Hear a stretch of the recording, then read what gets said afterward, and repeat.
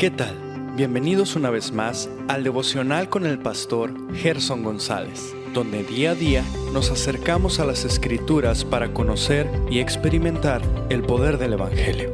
Deseamos que seas grandemente bendecido mientras escuchamos la palabra de Dios, porque la palabra de Dios no está presa. Comenzamos.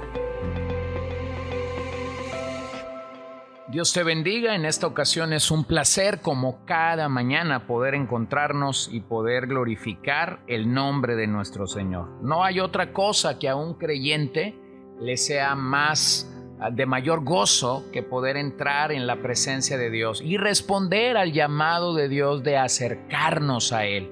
He estado meditando en los últimos días en ese gran privilegio que los creyentes tenemos de acercarnos a Dios, y es alcanzado y es logrado para nosotros solo en la persona de el amado y fiel sumo sacerdote Jesucristo.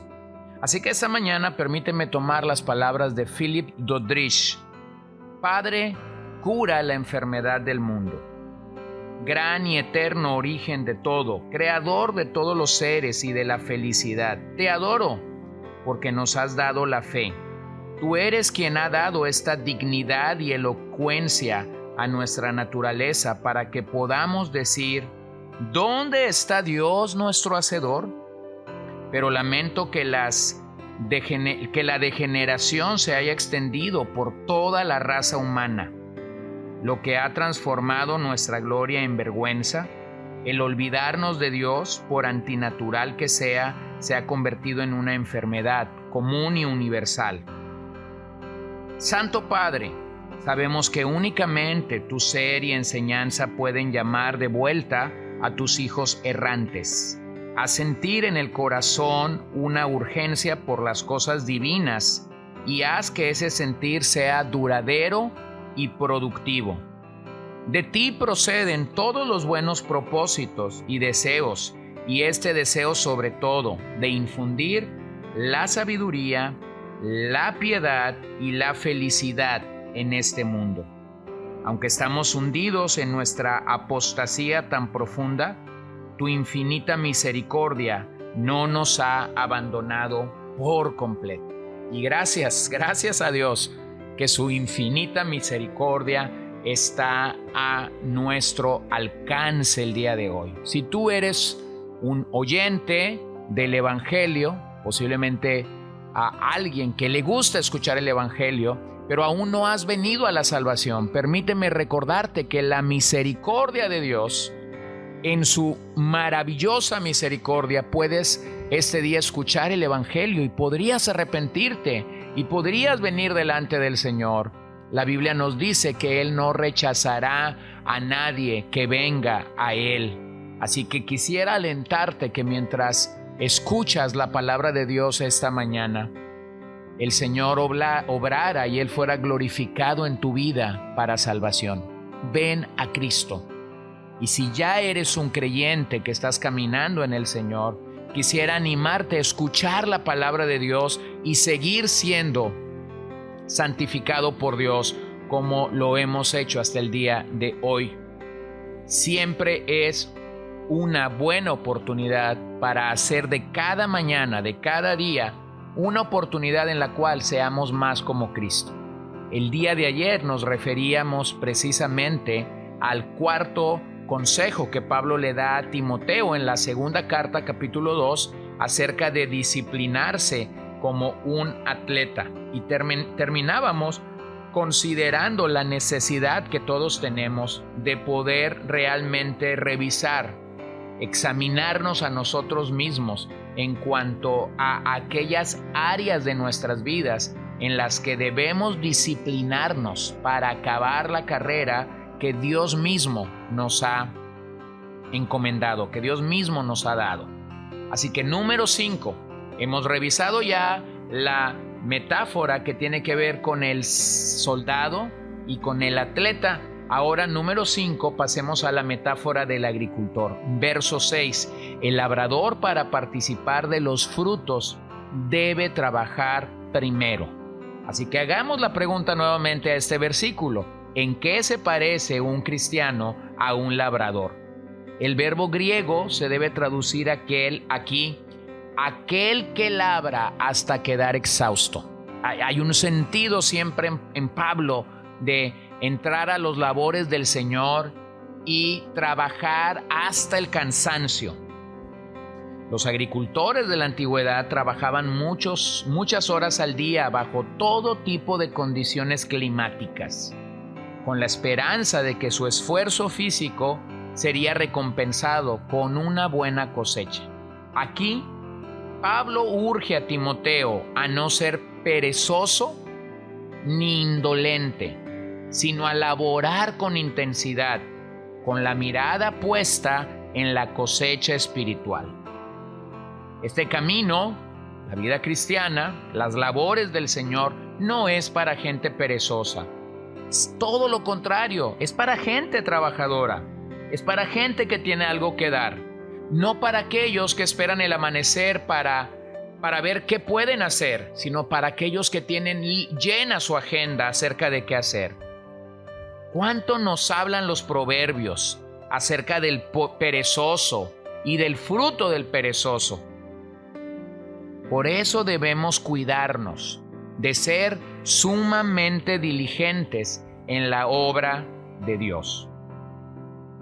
La agricultura entonces requiere trabajo duro, muchas horas de trabajo, grandes sacrificios. Pensemos en nuestra propia área geográfica, donde la agricultura es la actividad económica más grande. Conocemos de gente que a las 3, 4 de la mañana está en sus labores diarios. Los vemos sembrar, vemos sus sacrificios, los vemos también temblar por una helada o por un huracán. Vemos todo el dolor y el esfuerzo que ellos tienen que invertir. Por lo tanto, la metáfora tiene que ver precisamente con esto. Hay que dedicar muchas horas al arado y a la siembra de la semilla. Y esto a veces tiene sus complicaciones y no es nada fácil, no es nada sencillo. Bueno, a diferencia de nosotros, en aquellos días no había tanta maquinaria como hoy, y esto implicaba arduo trabajo. Pablo le dijo a los corintios que ellos eran la labranza de Dios. Así que debemos entender que la iglesia es como un huerto y la semilla es la palabra de Dios. Pero la cosecha no se puede obtener de inmediato. Es una manera en la que entendemos el trabajo en una iglesia local. Permíteme ejemplificarlo con mi propia vida. Es como cada semana debo preparar la semilla para entonces venir y depositarla y sembrarla día a día o el domingo cuando predico a la congregación en general. Pero la responsabilidad del sembrador es precisamente esta: esparcir, sembrar la semilla. Pero mi responsabilidad no es la cosecha. La cosecha es el trabajo que solo Dios puede hacer. Y de hecho, esa cosecha no se puede obtener de inmediato. Esa es la razón por la que Pablo escribía a la iglesia de Galacia diciendo: no nos cansemos pues de hacer el bien, porque a su tiempo segaremos si no desmayamos. Entonces, fíjate que esta metáfora incluye un arduo trabajo. Ahora, ¿a qué tipo de cosecha nos referimos? Bueno, mayormente la gente cuando habla de cosecha piensa en almas. Piensa en ganar, en sumar o multiplicar almas a la propia iglesia local. Y sería bueno recordar que estas almas no deben ser ganadas con fórmulas brillantes, con métodos humanos, con logística. No. Las almas en la Biblia realmente fueron alcanzadas con lágrimas y con mucho sufrimiento y dolor.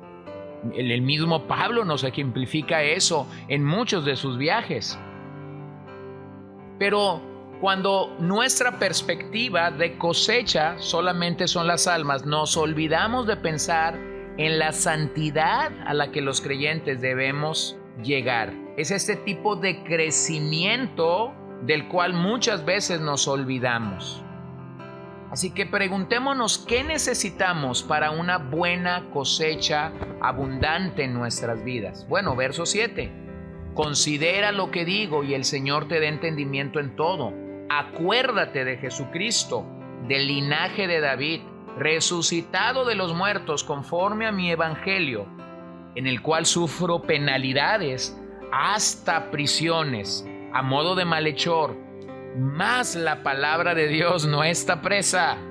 Por tanto, todo lo soporto por amor de los escogidos, para que ellos también obtengan la salvación que es en Cristo Jesús con la gloria eterna. Con la gloria eterna. Así que Pablo está en prisión. Pablo está en su cárcel final, en la Mamertina, como ya hemos mencionado. Está sufriendo penalidades, está en esa prisión a modo de malhechor, pero él reconoce algo glorioso y espectacular. Mas la palabra de Dios no está presa. Bueno, cuando inicié este devocional hace ya más de 800 días, este fue el pasaje que impulsó en mi propia vida el grabar estos episodios, porque mientras todos estábamos confinados en nuestros hogares por causa de la pandemia, en mi corazón hubo este claro sentir: la palabra de Dios no estaba presa. Aunque muchos no podían salir, cuando muchos no podían ir a una iglesia, entonces la palabra podía llegar a ellos. Y eso es precisamente lo que Pablo está comunicando aquí. Él puede estar preso como un labrador. Es decir, ya no puede estar sembrando particularmente en los terrenos a los que él estaba acostumbrado, de ciudad en ciudad, yendo a nuevas regiones para alcanzar a los escogidos con el evangelio. Pero la palabra seguía corriendo.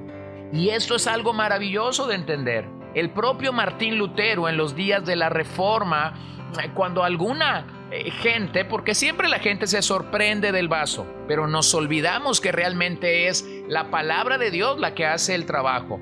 Entonces le preguntaron al doctor Lutero qué es lo que él había hecho.